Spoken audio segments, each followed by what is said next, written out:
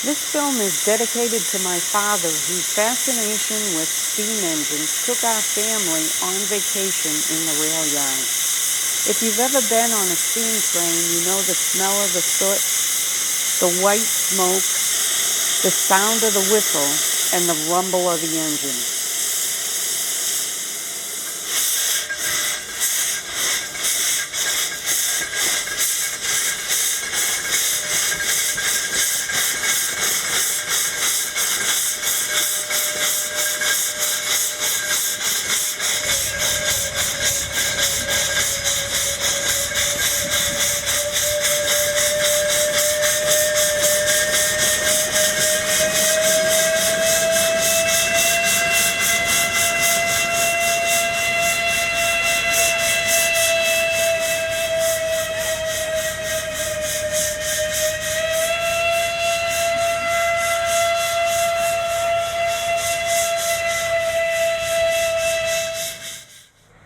I got started here about 12 years ago, and the thing that got me into it was my father. He's worked here for about 40 years. He recently retired just after they brought out the diesels. He'd been here for 40 years, and it just seemed like a really cool job. Prepping the steam engine is, I guess you'd have to start the night before.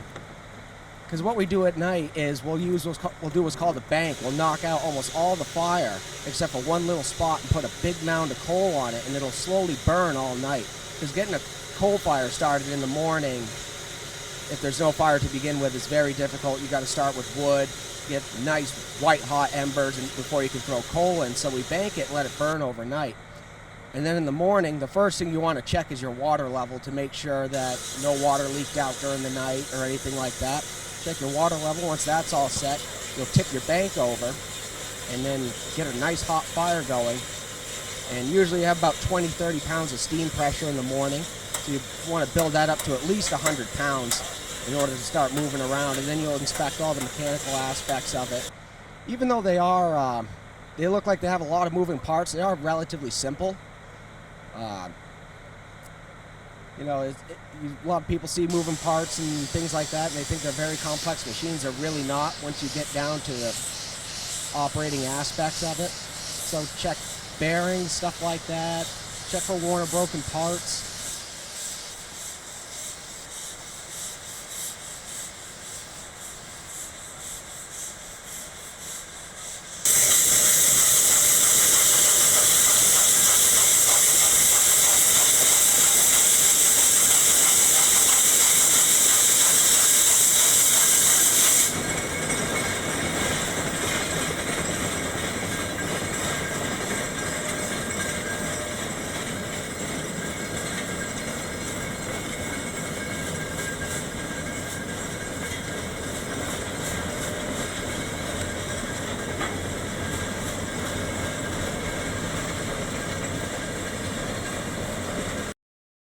In 1861, Sylvester Marsh patented the Cog Mechanism.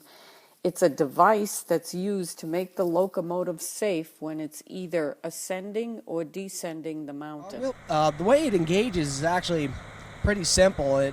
In the simplest terms, it's basically like a bicycle sprocket and a chain.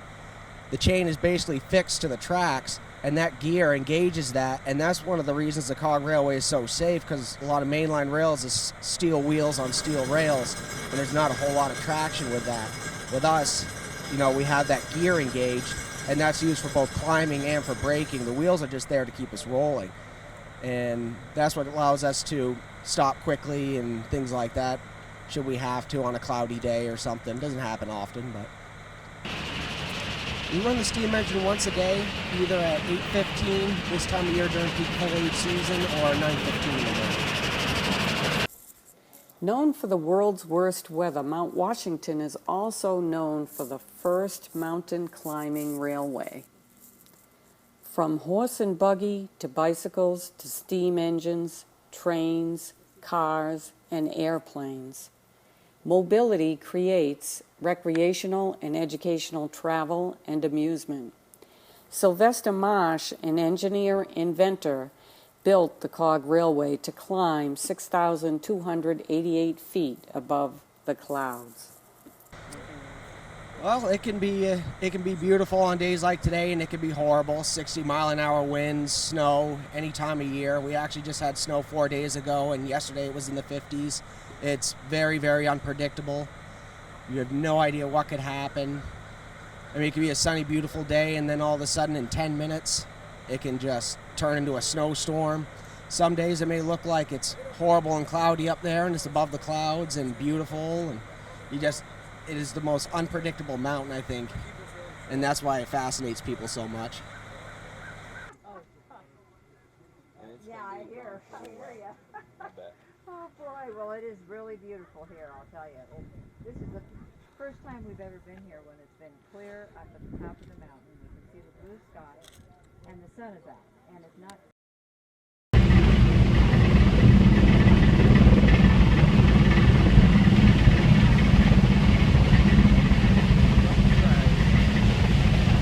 One of the things is the carbon footprint that the steamers leave. They burn 1,000 gallons of water and a ton of coal just making one trip to the summit. And with these diesel engines, they're much more faster, much more efficient. They only use about 18 gallons of fuel doing a round trip, 16 going up, 2 coming down. And they're far more efficient. They don't have to stop a third of the way up to take all water. There's a lot less moving parts and stuff like that, a lot less complexity. They got computer controls now that can monitor stuff that the engineer would have a hard time paying attention to sometimes on a steamer. Biodiesel is a mixture of diesel fuel and I guess some people say it's fryer oil. You can use vegetable oil, beef oil, anything like that, and it's been refined. They put a catalyst in it, and they use it it's used typically to add to a fuel source. And we can make it right here in the United States. There's no reason to import oil from other countries. It doesn't produce quite as much power, and it's a little finicky in cold weather. It tends to gel up, but they have fuel additives and things like that to help us deal with that. Pretty much you just start it, and that has a lot of computer controls into it, and it actually will not let you move unless certain things are at certain degrees. The hydraulic oil has to be above 60 degrees in order for it to move. The engine coolant has to be above 100. So if it's not warmed up and ready to go, it just won't move. And that's one of the great things about these diesels is, they take a lot of operator error out of stuff because there's a lot of computer control over them.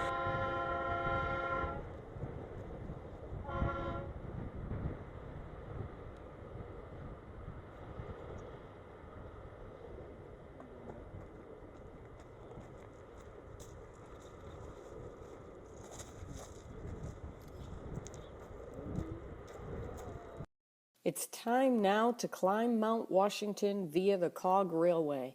On the way up, we'll go by biodiesel. On the way down, we'll come down by steam train.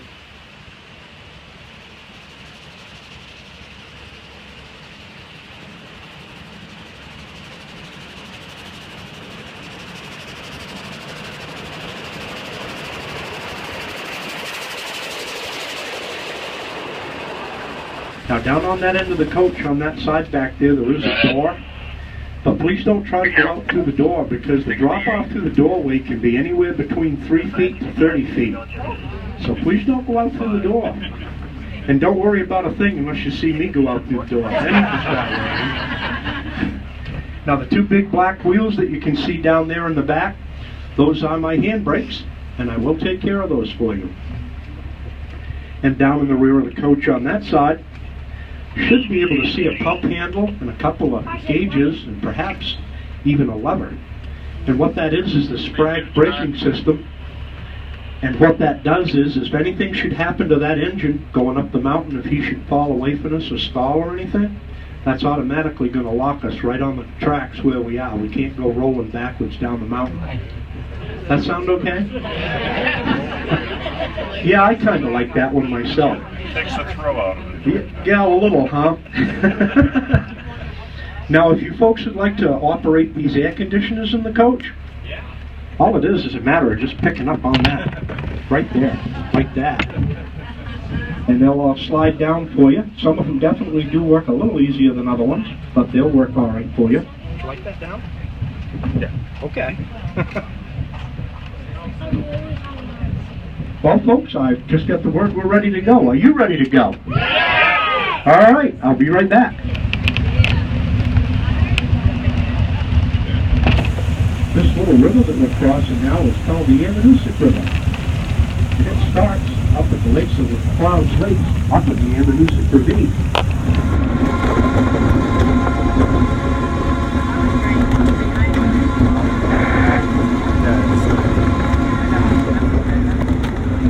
Well, folks, I think if you look right over to the left-hand side of the coach, out those windows, you may see our moose standing out there. Now, I do guarantee this moose isn't going to move a muscle, so you can take his picture. Like so many of our greatest inventors who have been ridiculed for thinking outside the box, Sylvester Marsh was told by the New Hampshire legislature he might as well build a railway to the moon. The first engine built, the pepper sauce-shaped Hero, successfully pushed a car loaded with passengers up a short length of track on Mount Washington in 1866. Thankfully, Sylvester Marsh's demonstration of a mountain climbing railway secured funds from investors, and the Cog Railway was completed 3 years later in 1869. So then Mr. Marsh teamed up with another New Hampshire gentleman by the name of Walter Akins from Franklin, New Hampshire. Together they came up with and built the old pepper sass engine that's down on our base station lawn today. That's that old green #1 engine that has the upright boiler. And then pepper sass was shipped by rail from Franklin, New Hampshire to a town called Littleton, New Hampshire, just about 30 miles away from here. And there in Littleton, old pepper sass was disassembled, brought that 30 miles through the woods by ox teams, and then reassembled down where the base station is today. Pepper sass is also the same engine that was used to build the Cog Railway. And in 1866, construction was begun, and in 1869, the Cog Railway was finally completed. Pepper sass made its first journey up Mount Washington July the 3rd, 1869. The Cog Railway has pretty much been in continuous use ever since 1869. And also, the Cog Railway has never been used for anything except recreational use.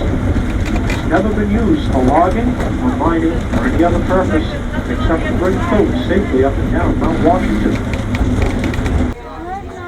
Ran out of gas. Yes.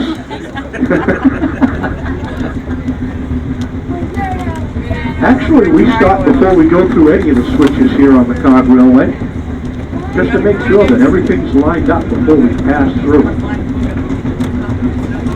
So this switch is called the lower warm deck switch, and it was built right up here on the side of the mountain by the track crew. And it's solar powered, hydraulically operated. Now before we had this switch, we had an old hand switch that had 9 separate moving pieces that all had to be moved one piece at a time by the brakeman. Some of those pieces actually weighed over 100 pounds.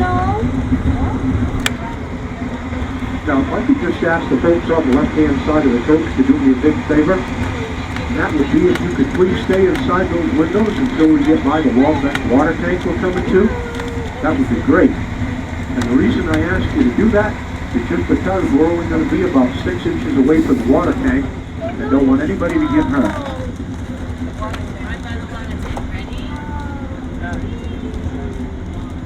Now, by the way, that water tank is completely level, by the way. Oh, sure.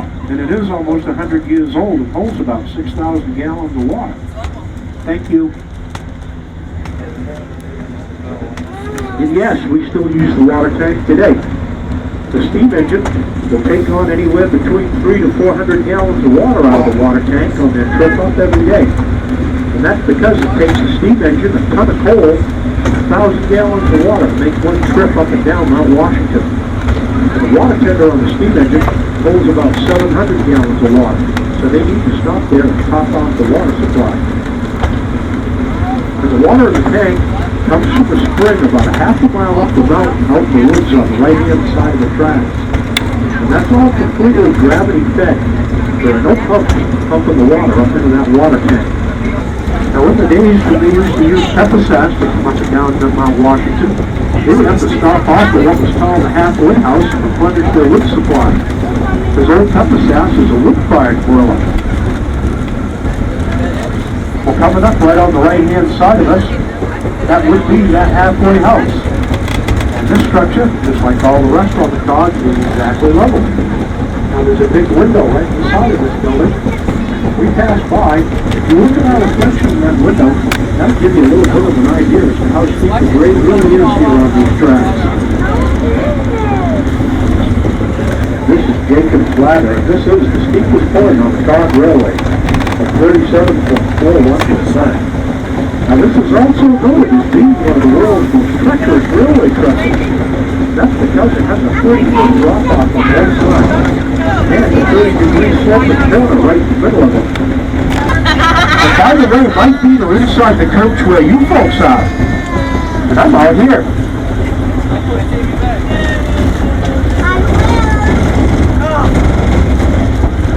And by the way, that end of the coach right now is just about 12 feet more than this end is up here where I'm at. Definitely a lot steeper than it looks.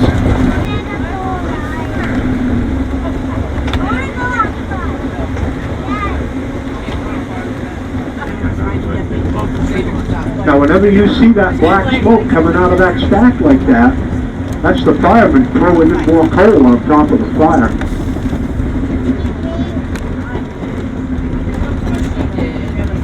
The fireman on that engine actually will shovel a ton of coal going up and down the mountain, and he has to shovel that ton of coal one-handed, and that's because he needs his other hand to open up the fire door, and he'll throw a scoop of coal in around every 7 seconds. And if you're curious what the numbers are down on the right-hand side of the tracks, well, think of those numbers as the same thing as a mile marker on a highway. Those are there so we know where we are all the time on the Cog Railway. And we start with number 1 at the base station, and we end with number 1212 on the summit of the mountain. Now the brakemen also use those numbers because, again, I'm continuously inspecting these tracks going up the mountain. And if I did see anything that didn't look right to me, all I need to do is radio back to my track boss the corresponding number, and they know exactly where to go to check out any issues that might be. Now we also have a track crew that's on duty here Monday through Friday. These tracks are also inspected several times a season by the New Hampshire Department of Transportation. And our track crews replace up to 12% of the tracks every year. Now looking up the mountain, over on the left-hand side once again, you can see some vehicles coming up the top section of the Mount Washington Railroad. This starts over in Pinkham Notch, New Hampshire on Route 16. Coming up right in front of us is more of these cairns. These cairns are marking the Appalachian Trail. It starts down in Georgia and ends at Mount Washington in Maine. I'm told it takes up to 6 months to hike the Appalachian Trail. Now up on the right-hand side of us on the hill, that would be the Sherman Adams Observatory, and that's named after former New Hampshire Governor Sherman Adams. His first opened up in 1980. Now down in the basement of the observatory, they have a brand new weather museum that was just opened up this year. And in that weather museum, they do have the actual wind gauge that measures the 231-mile-an-hour wind speed. And you folks all have tickets to get into that museum free of charge.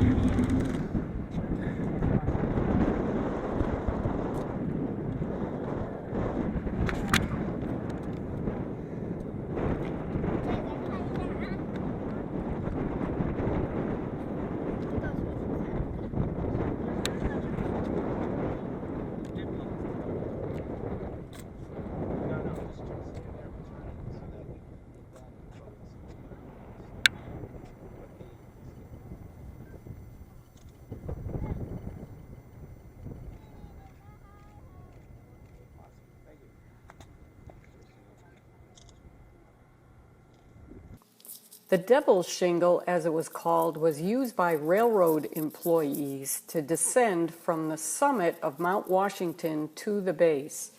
It was just a simple wooden contraption. It fit right over the center cog rack and had two little wooden handles for brakes. Now, if you figure that the track is just over 3 miles long, and they made it down in well under 3 minutes, and there's even some places up here on top where it's kind of flat, that means on the steeper parts of the track they had to make up time somewhere, and they were probably going somewhere over 70, 75 miles an hour.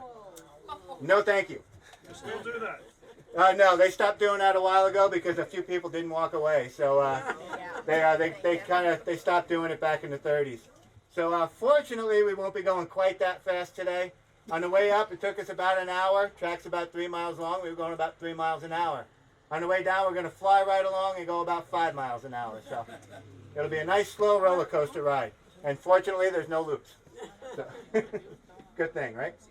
So on the way up, the engineer was using steam pressure in his cylinders, worked the pistons, that turned the gears, and he pushed us up the mountain. On the way down, he's going to use air pressure in his cylinders, and that will control his speed. He's got a little intake underneath the boiler there. He's got a valve right in front of him that he'll use to control how much air is going into the cylinders, and by that way, he'll control the pistons and basically slow himself down on the way down. So he'll open that valve up when we get to some of the flatter parts, allow his pistons to work a little more freely. When we get to the steeper parts, he'll close it down and slow himself right down. So I'll be up here on the brakes, using the brakes to control the speed of the coach and also not push him too fast down the mountain. Actually, on the flatter parts, I will. I'll take my brakes off. We'll use the weight of the coach to push him across the flats. But on the steeper parts, I can't be pushing him at all. So I'll use the brakes to actually lift the weight of the coach off the engine. We call it getting light. So I'll use this one here. This is called my set brake. Operates the brake on the down mountain axle here. I'll use that on the steeper parts. I'll set it about how I like it. And then I'll use this one over here. This is called my play brake. That operates the brake on the up mountain axle. And I'll be using that to make adjustments throughout the trip. Take that down. So I have different ways I know when to add brake or take brake off. I have some visual markers on the side of the tracks I'll be looking for. I listen to the engine. I listen to the chug, chug, chug. If I hear that speeding up, that tells me I need to add a little bit of brake. If I hear it slowing down a little, I can take a little brake off. I'll watch the engine from time to time. You might see the engine seem to rise up in front of us. That tells me he's leveling off, so I can take some brake off. You see the engine dip down. He's pitching over. I need to add a little bit of brake. I also have my high technology vibration sensor here in the floor. It's a piece of steel. It's welded to my bumper. And through that, I can feel the vibrations from the engine. So when I'm trying to get light and take the weight of the coach off the engine, I'll be feeling those vibrations start to ease up. And actually what I want to do is stay about that far away from him on the steeper parts of the track. So it's a little tricky. I might pull a little bit further away from him. I try not to go too far away because I don't want to take a chance on slamming back into him. So if I do pull away from him a little, I'll catch up gradually and try and get on as gently as possible. MW9 leaving the summit, count is 70. Inside, please.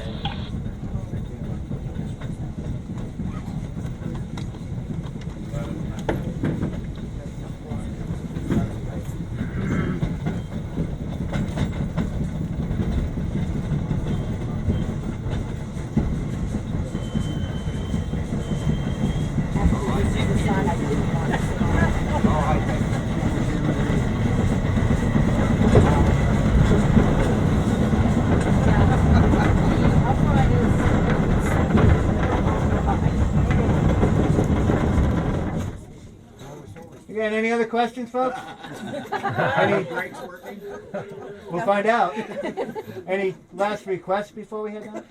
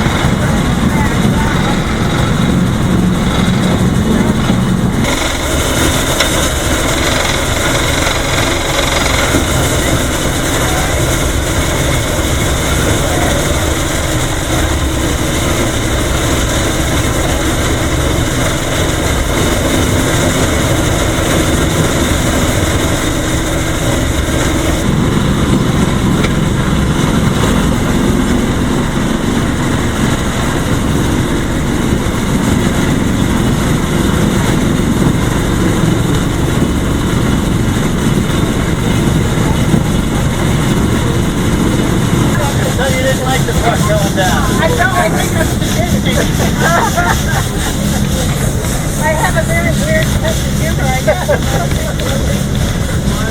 helps on your shirt.